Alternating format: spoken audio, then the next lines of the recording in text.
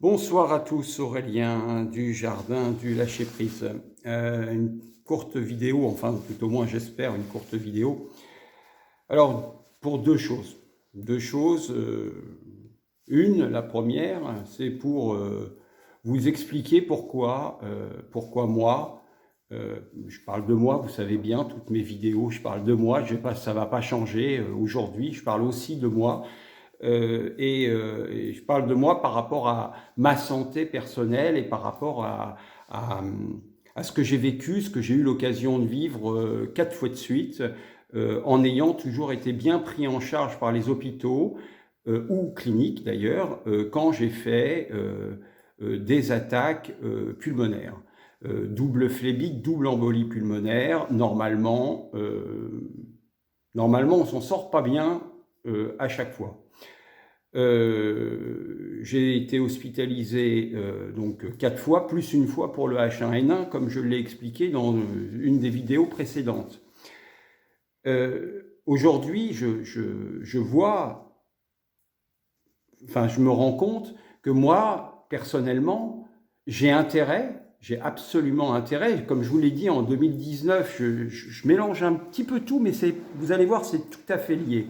En août 2019, je vous ai dit, j'arrête de travailler, je ne vais plus à Paris parce qu'il faut que je prenne soin de moi, parce que je suis au soleil, dans la voiture, assis dans les bouchons et je prends des risques énormes pour ma santé. J'ai des risques de faire des phlébites et double embolie pulmonaire comme ça m'est déjà arrivé. J'ai arrêté de travailler, je vous l'ai expliqué et j'ai dit, voilà, je veux prendre soin de moi.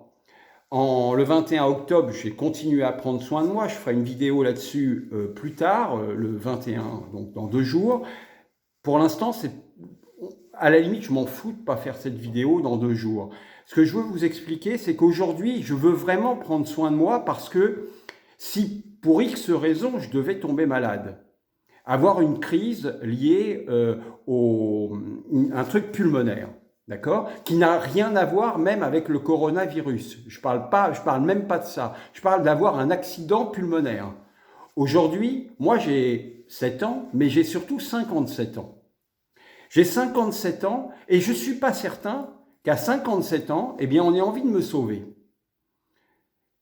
Non, c'est pas sûr. C'est pas sûr. Parce que si jamais les hôpitaux, ils sont surins, ils sont bondés, qu'il y a des jeunes, plus jeunes que moi, qui sont plus résistants que moi, mes poumons, ils sont plus attaqués. Je parle à vous, hein, parce que peut-être vous avez 60, 65 ans, 70 ans.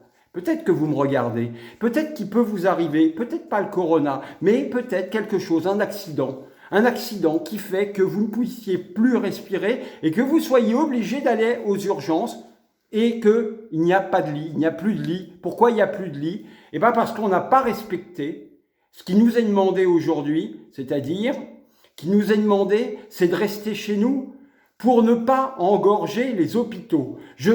C'est juste pour ne pas engorger les hôpitaux, juste pour ne pas engorger les endroits où il y a besoin de respirateurs. Nous n'en avons pas assez, le gouvernement n'a pas fait ce qu'il fallait pour avoir suffisamment de personnel, le personnel tombe malade, les uns derrière les autres, on a de moins en moins de soignants, de moins en moins de médecins, de moins en moins d'infirmières et ça va continuer. On n'est qu'au début de l'épidémie du corona.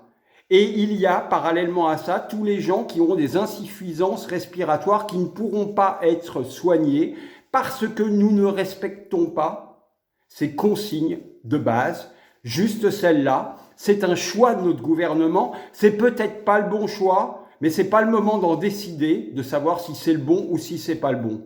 Aujourd'hui, je pense que nous devons faire le nécessaire et que le nécessaire, c'est de rester chez nous, de regarder la télé, de vous occuper, de faire du sport, comme moi je le fais, vous verrez, je ferai la vidéo, de respecter ces putains de consignes. Alors, je vous dis pour tout le personnel médical, moi à 20h, je me mets à la fenêtre, je suis tout seul dans mon village à crier par la fenêtre de soutenir.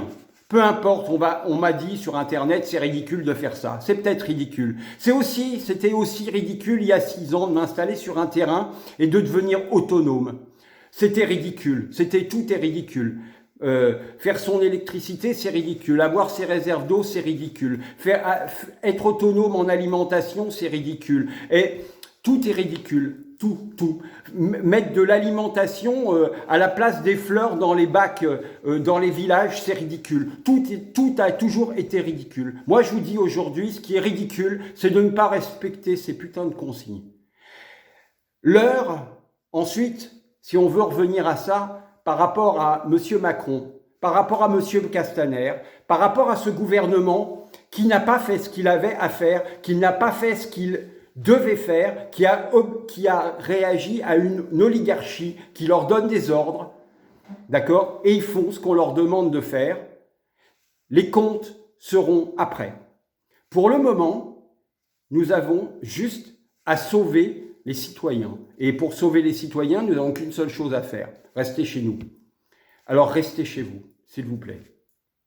Voilà.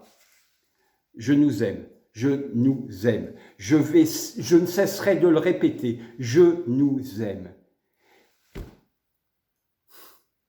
À bientôt. Au revoir.